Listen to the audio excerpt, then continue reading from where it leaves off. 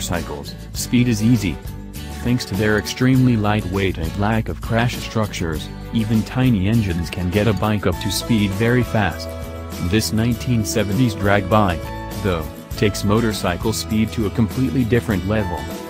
Built by famous motorcycle builder and racer E.J. Potter, who started building V8 motorcycles in 1957 at age 16, the Widowmaker 7 is a purpose-built drag racing bike powered by a 350 cubic inch Chevy V8 making 500 horsepower.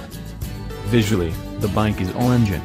Velocity stacks loom below the rider's chest, and the engine exhales through open headers. The seat is positioned above the rear tire, and that's about all there is to this thing.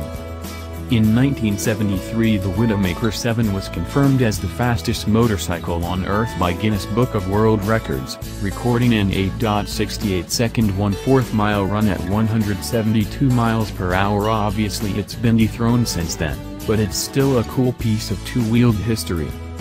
The Widowmaker 7 is going up for auction tomorrow at the Las Vegas Motorcycle Auction. Bonhams estimates it will sell for around $65,000 to $85,000.